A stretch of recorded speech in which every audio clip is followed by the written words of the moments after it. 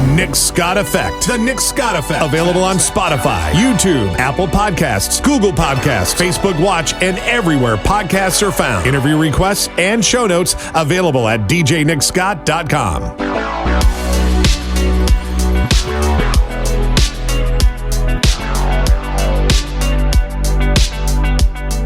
I'm using OBX. Are you familiar with OBX? I know of OBS. But, or OBS. Yes, that's it. Yeah. Man, that's a horrible nerd moment. I completely botched that right off the bat. So I like your little setup there. It's pretty nice. Thanks, man. Does it sound clean on your end? I'm just making sure because this room is like echoey and bouncy as crap. So. No, you're good. So I actually made me a little studio in my basement. And I got me a backdrop and some sound deadening and things like that. It really, really helped. And I thought about getting one of those little vocal booths, but then my wife told me that's just my OCD, so I need to calm down. Yeah, it sounds clean. I'm actually still at work. I'm using one of these, it's called a Titan tube. Oh, look at that. It's like these like lightsaber-looking lights we use for all our video gear, so that's nice little soft light going on. Well, we've been rolling, so I can edit this down just a little bit. But I'm excited to have you on. It's so crazy because I've got a list of folks I'm going to have on the podcast, and we're just trying to get schedules out. A couple friends of mine are in politics, so they're kind of waiting to do theirs when it's kind of right for them to kind of maybe announce something, which is awesome. I never thought I'd be able to do something like that. And then got some folks who also work in like TV and movies, so they've got some projects that they're working on they want to talk about later. So I'm sitting here thinking, who am I going to have on in the near future that we could talk about stuff that's happening like right now? And I was like, I should reach out to Corduroy Brown. I kid you not. Like an hour later, you were like, hey, dude, can I be on the podcast? I was like, what? It's a small world. That's how it works, man. That's how it works. Yeah. So what do you got going on? Anything fun? Anything exciting? Well, right now it's we're recording this in August, right? Who knows when this will air? But man, it's been an absolute wild year.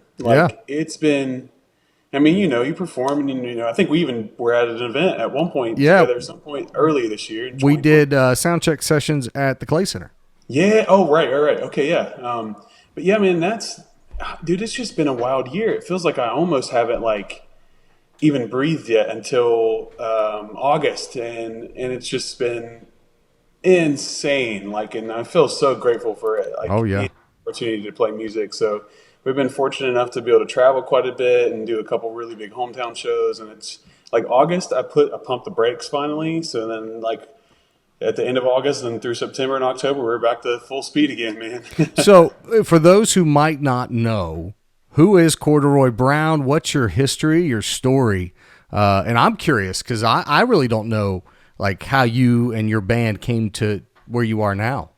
Yeah, so Corduroy Brown, truly is only, honestly, a year and a half and some change as far as maybe longer than that. But really, getting out there and playing that much. But all the people that make up Corduroy Brown are people that have been a part of the Huntington, West Virginia music scene for a long time. I played in a band called the Dividends at one point several years ago, and my friend Chris was a part of that, who plays bass in this, and then Daniel and Jacob, the drummer, and the other guitar player. They're prominent Huntingtonians, if you will. So, Huntingtonians. It's kind of, I don't know, we've always been in the scene, but just not in this capacity, so... last year we released the debut album called Let Me Know, and man, it's been pretty awesome to see the response, and it's I feel again really am grateful for anyone who has paid attention at all, honestly. Dude, you guys, the first time I got to hear you was out at the sound check session at the Clay Center, and you guys sounded amazing. You blew me away, and honestly I felt like you gave Remember Jones, who was the headliner, if you want to call it that night, a run for their money. You wear brown corduroys too, don't you? I have a lot of now acquired corduroy clothing. But in the summer, that's a little problematic. It is. It's hot, especially with festivals. Yes, we limit the amount of corduroy in the body at that point. Maybe just a hat. Just a hat. So how did Corduroy come to be? Your real last name is Brown, correct? Right, yeah. Honestly, after the Dividends had split up, I play music with a lot of different people, and I don't think it's something I'll ever not do. Is even if Corduroy Brown goes away, even if I am Corduroy Brown, even if that I decide to hang it up, I'll always be playing music in some capacity. So, a lot of the songs that are on the album and that people know and sing back at the shows, they were written, back in 2016, 2017, Oh, wow. and like when Corduroy kind of came forward, they were all just there already, and but yeah, I mean, it really, it's still almost in its infancy, and I kind of just like sometimes look back and I'm like, yo, we've been actually cooking a little bit, and it's just so wild to see people like on the very first show, like the album release show last year. The album had been out less than 24 hours, and there were people singing those songs. That's and incredible. It was just like, why? There's a video I saw pop up in my memories just the other day, and I was like, yo, people were literally not just a couple people, but like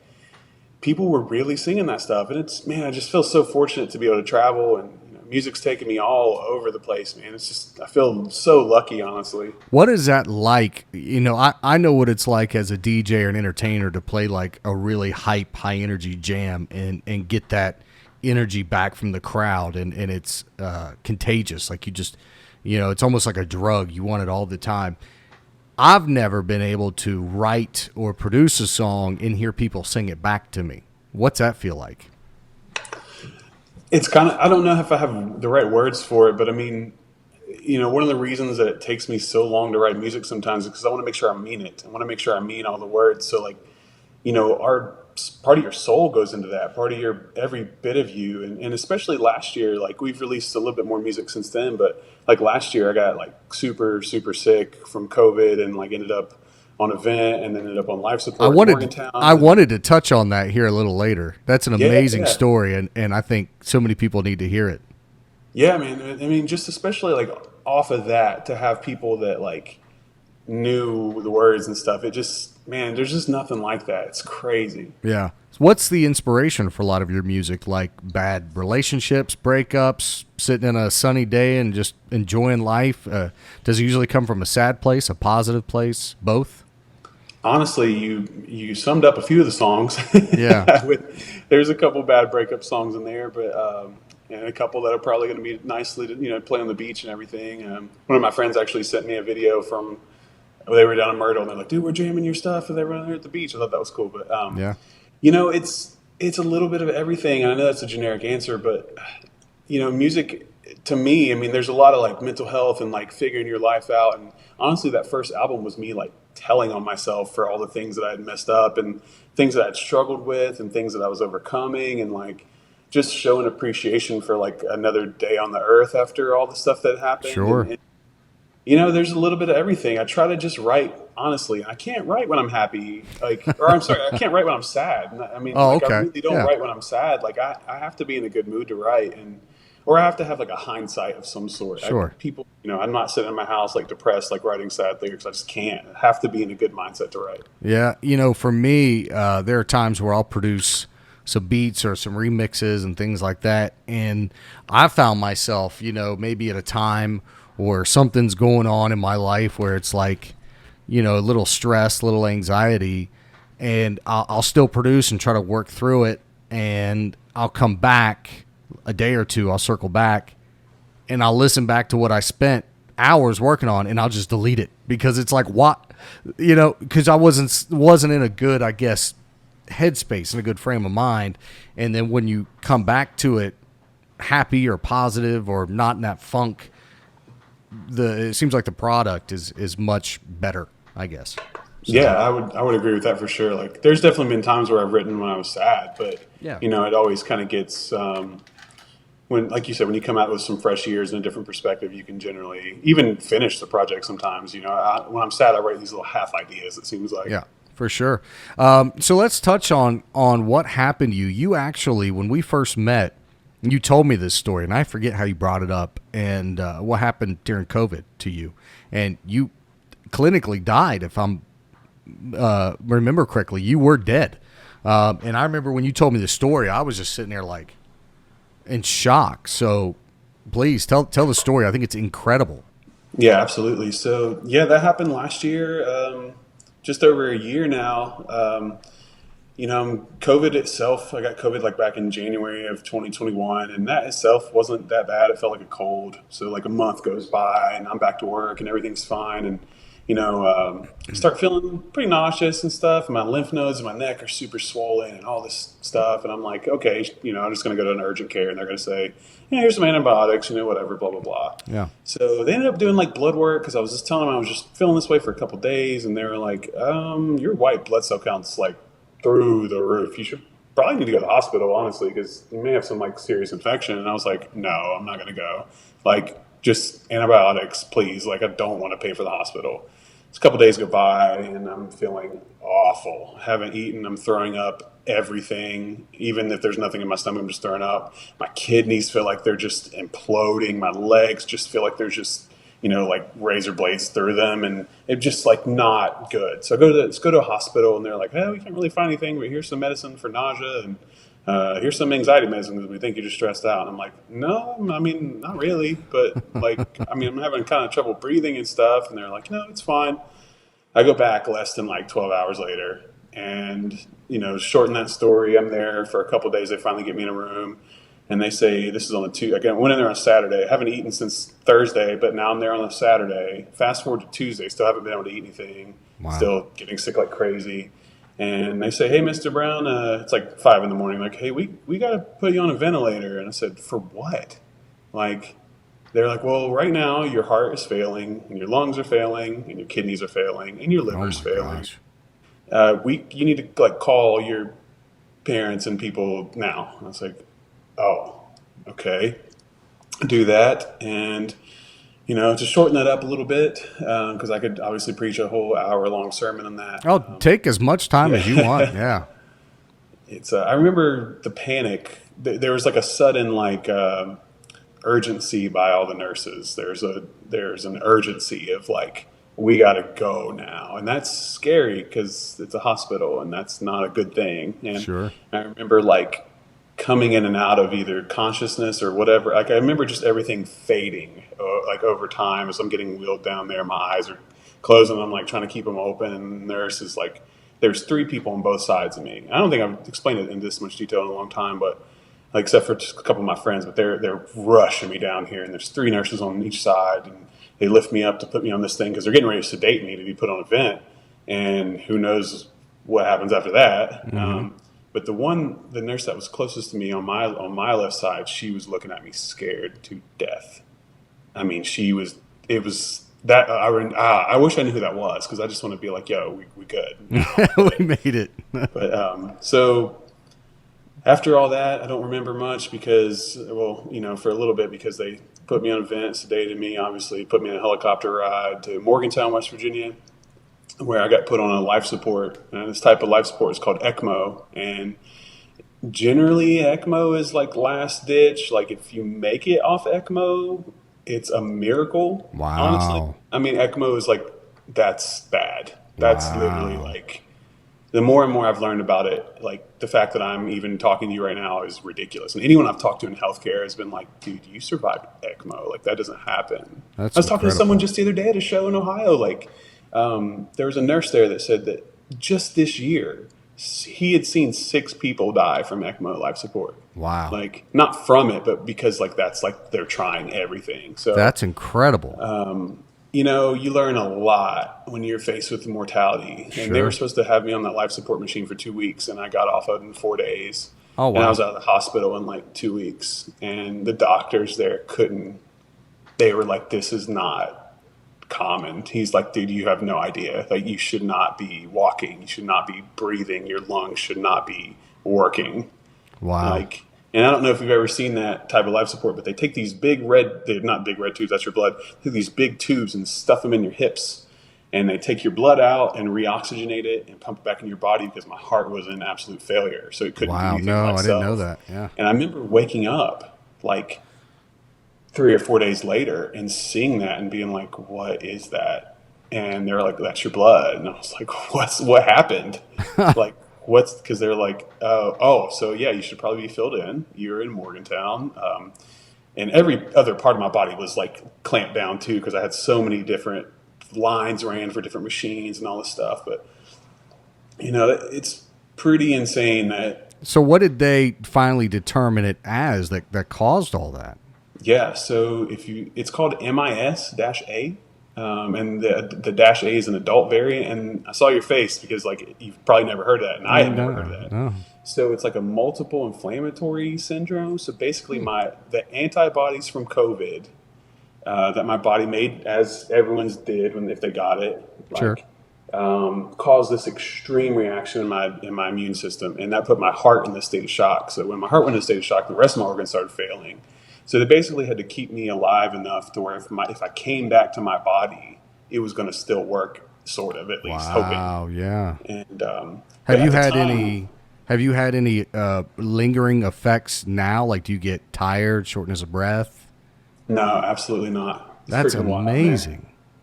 That is amazing. So there are two questions I want to ask from that. One, did you write any music inspired by that experience? Because as artists, that's what we do. That's our expression. And two, did you have any? How would I ask this? Like, did you see Like out of body stuff? Yeah. Did you see the light or anything? I like did. That? Yeah. Dude, that's incredible. I'd love to hear about that if you're comfortable sharing. Yeah, man. I mean, I'm way down for this because it was a pretty wild thing, especially last year, man. Whenever we were doing all the press for the album, everyone wanted to know about it. So like, I don't have. It's not like a super. Like I didn't see a lot, but I saw enough to make me want to go back and be like, where the heck was I? So I remember it was like completely infinite white as far as you could see. All around me, front, back, side, just completely infinitely white. And I could see my body and I could acknowledge in that state wherever I was, like, okay, I'm here. I knew that. And there was like, against the all white, there was like this little, I hate to call it like a ball of energy, but that's kind of what it was. Like, and it started on my left side where like right up near my chest, and I could see it. And I wasn't touching the ground. I was just infinitely in white space. Right. And this little whatever orb or whatever, it was like the size of like a basketball or something in that realm, started off really close to me. And I just watched it, and I saw it, and I watched it go way, way, way, way, way out into the infinite. And then I just remember waking up and then being like, hey, Mr. Brown, like, hey, you're in Morgantown, hey, blah, blah, blah. And that's the only thing I saw, but it just, I know I can see it so clearly. Do you have any type of religious faith? Yeah, I grew up in church. And, I would say I'm a Christian. I mean, like, I don't, like, I want to know where that was. Because Exactly. Was it like right outside of heaven, or was it like nothing, or was it purgatory? I don't Yeah. know. I don't know. Man. That was going to be my next question is what do you feel? Did you feel, because sometimes you hear these stories of people who have near-death experiences and they talk about feeling surrounded by love or seeing past family members, or maybe out-of-body experiences, or you hear people who actually talked to Christ or an angel, and they said, hey, look, we're sending you back down and get it right this time, So I didn't know if you felt any of that, or was it just like a empty feeling or kind of questioning feeling, like you didn't know where you were, what was going on? No, it was like the most like peaceful, warm, beautiful thing I've ever felt in my life. That's incredible. It was so perfect. I would say you were close to heaven then. I would hope so. I would think so. I'm a Christian. I believe in that stuff. I definitely feel if we want to go down the theology rabbit hole, I definitely feel like your time here wasn't done. I feel like God or Jesus, if you want to go that route, has future tense a plan for you, plan for your music.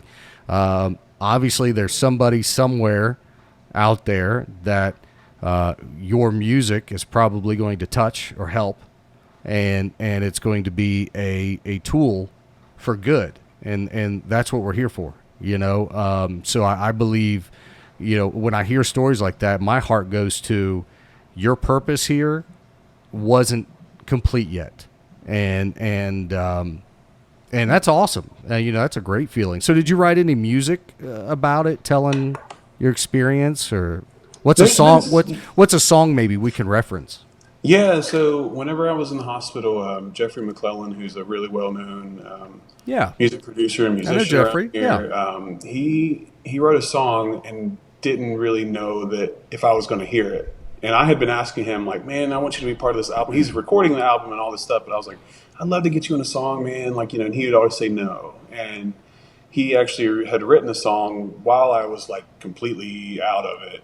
And when I texted him, like at some point in the next week, I said, hey, man, like, we got to get it together. Like, we got to not spend time on these things that don't matter and quit being upset about these things and quit holding grudges and all this stuff. And like, he sent me a song, and I'm not shitting you when I say, like, it was almost word for word what I woke up and texted him already. He had already written and recorded Wow. the song. That's And it was almost confirmation. like, yeah, it's almost like word for word, man. It's like, it's, I don't know that I don't think that I'm any more special than anyone on the earth, but I was given some clarity, and, mental health is a lot.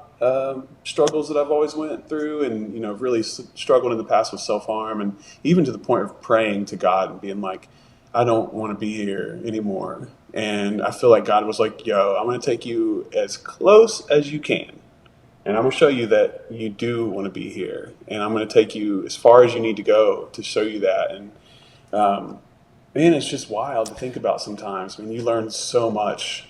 The first thing I feel on my heart when you say that is there is somebody somewhere you can help. And there's somebody somewhere that's going through it, and they're going through it bad.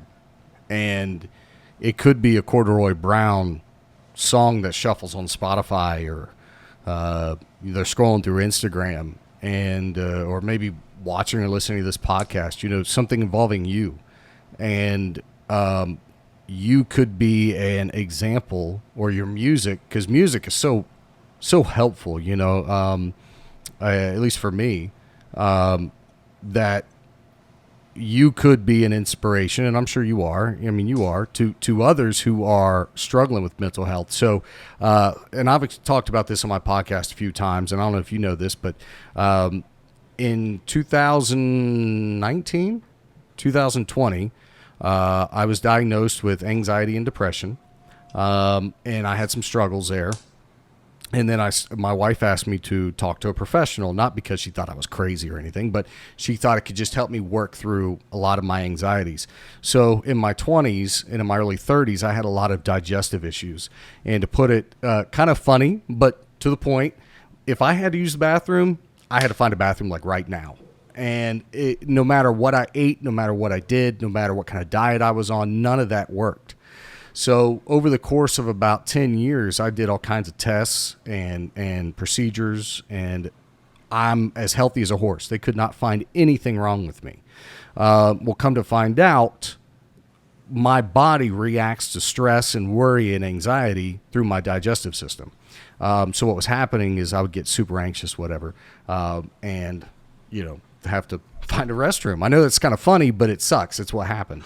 So my wife thought talking to a therapist might help me navigate those waters and kind of be better to deal with it in the future. And she was right. It did.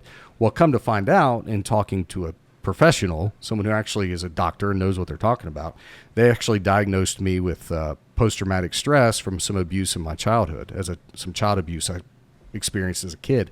And, once you start plugging the pieces of the puzzle together, you start to realize, like, wow, that really did screw me up. I didn't think what happened to me when I was 8 or 10 or 11 really could affect me in the way that it has. So when you talk about mental health, that's one thing I always try to further in any platform that I have personally, is to say, for so long, mental health was stigmatized as this thing you should be embarrassed of, or this thing that you should be ashamed of. And I'm sorry, I don't cuss a lot, but it's just not the fucking case. Like, if you're not right in your head and you have some issues, go talk to somebody. You know what I mean? Yeah. It can make your quality of life so much better. Thankfully, talking to a professional changed my world, and I'm here to say I very rarely experience any troubles. So I'm very grateful for that.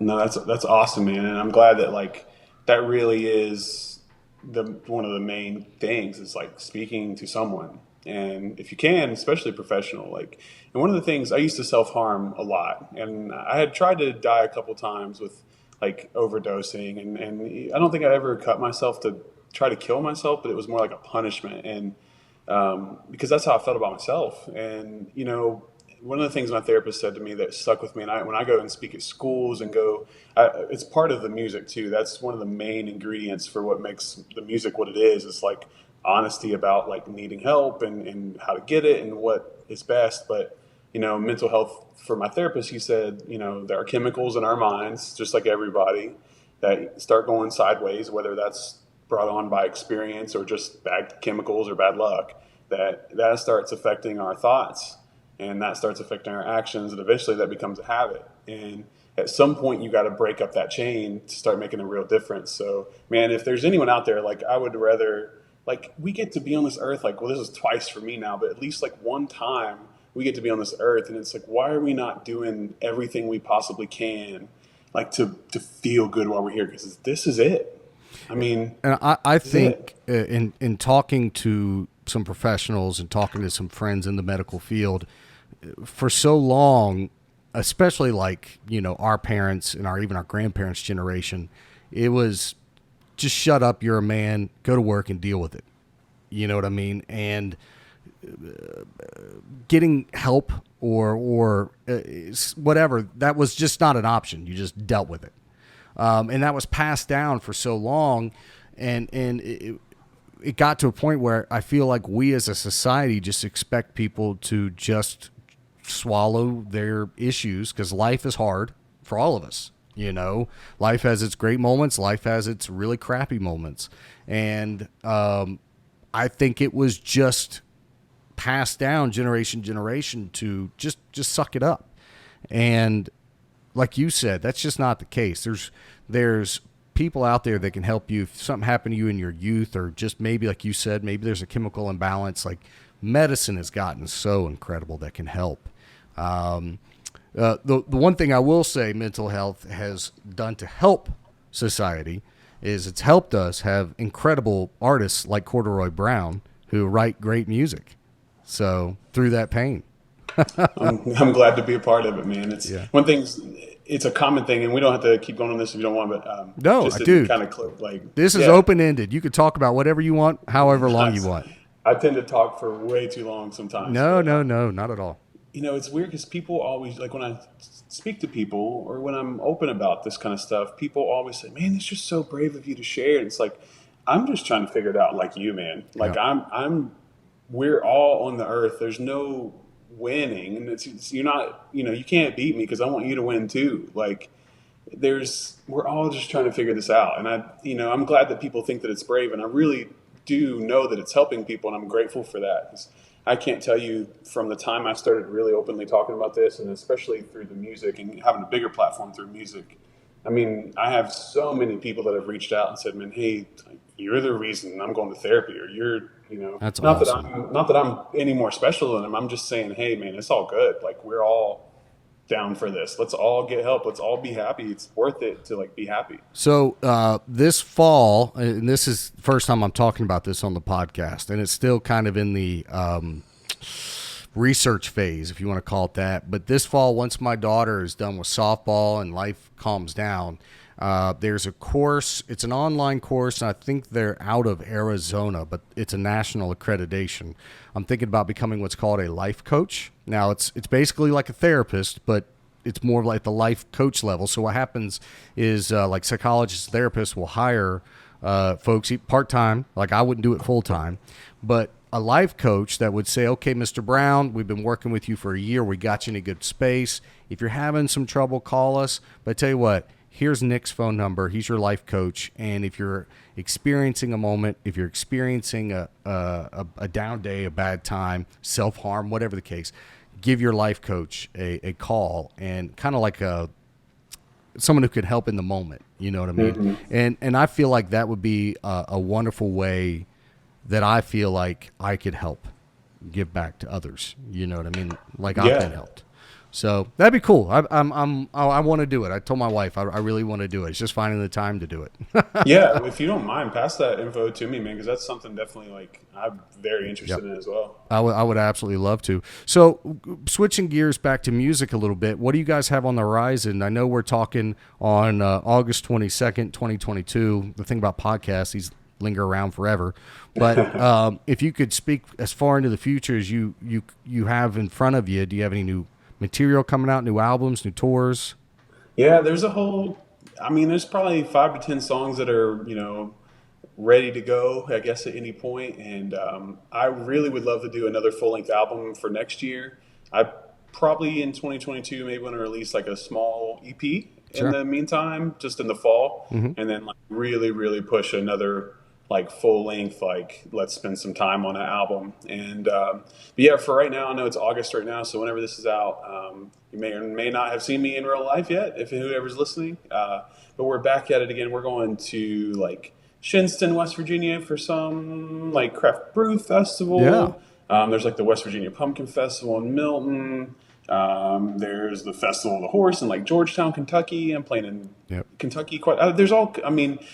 One of the best ways, if you are interested in listening or seeing this live, is just Corduroy Brown, corduroy-brown.com, or just Corduroy Brown WV. You can literally search that anywhere, but we're always posting like where we're going to be and stuff like that. But ultimately, release new music for the fall, hopefully a full-length album for the summer, and more shows always. Well, I'll put in the show links all of the links to like your websites, your social medias. As an independent, you're an independent artist, aren't you? Or are you signed? You're not signed. Independent. Okay. So is your music on Spotify, Apple Music, things? Yeah, absolutely. YouTube, Apple Music, Spotify, everywhere you go. So my reason for asking is I'm going to put all that in the show notes as well.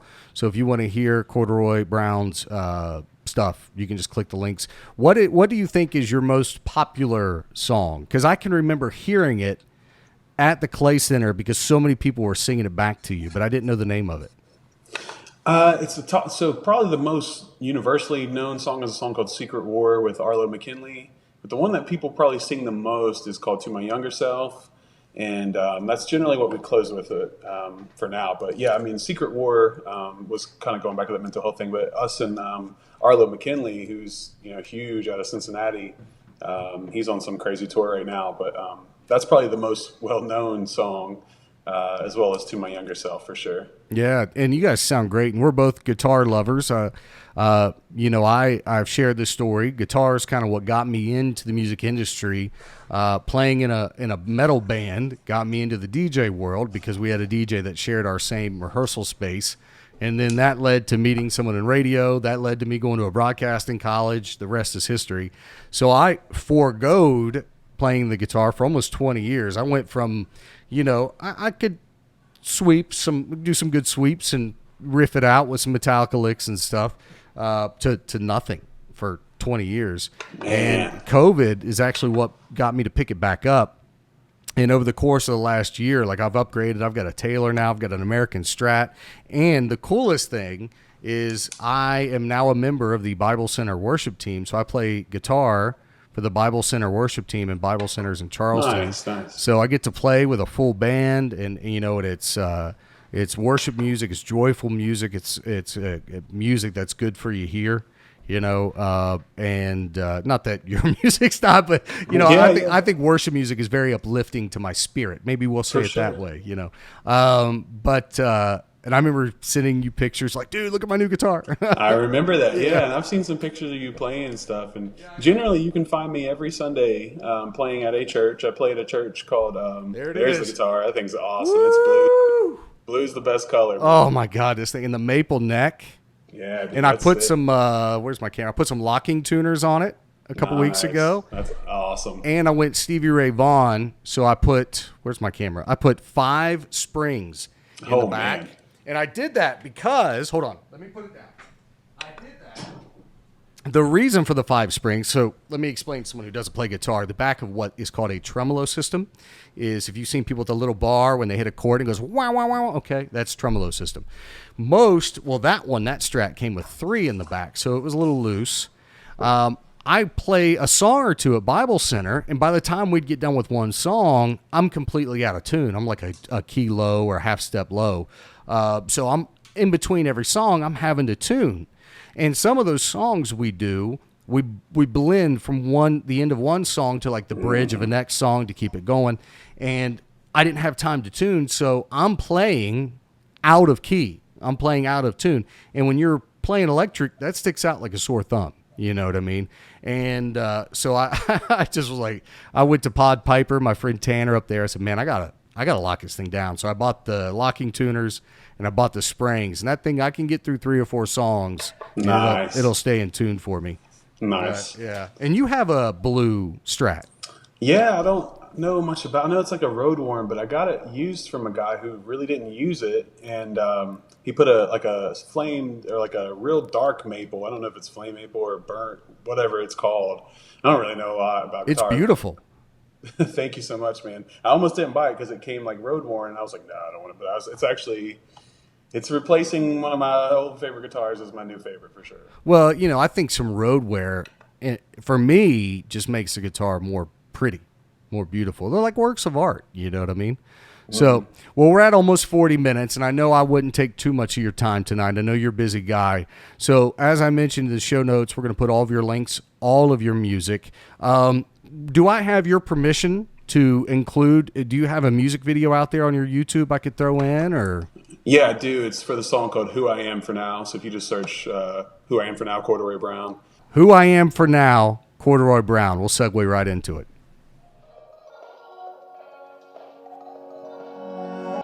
Pacing the floor that falls around me. My feet, they fall and stumble. My foundation falling down. And I spend every little moment confusing all my nothings with who I am for now. Don't know what to say now. I've been on the way out. Don't know what to say now. It's not easy. I don't feel the things that I felt anymore. And I won't dare just to hang my head. You know I can't. My hands are tied. I saw just what it came to be called. How lonely, oh it must be, to never have belonged. It's not easy. I don't feel anymore. And I won't. Oh, I can't. My hands are tied. It's not easy.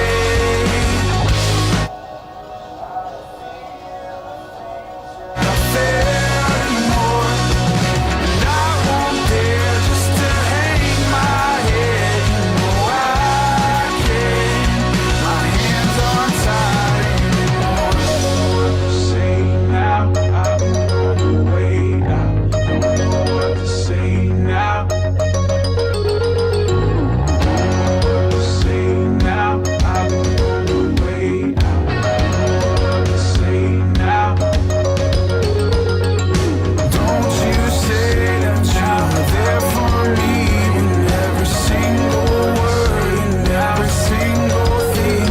Where the house you broke into the sanctity, I'll fill the space of what could never ever be.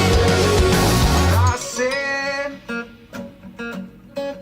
everything that I meant. I let go of all the nothings that I had learned to hold. And one day, I'm sure to be a husband. that truly loves me, in a house we'll call a home.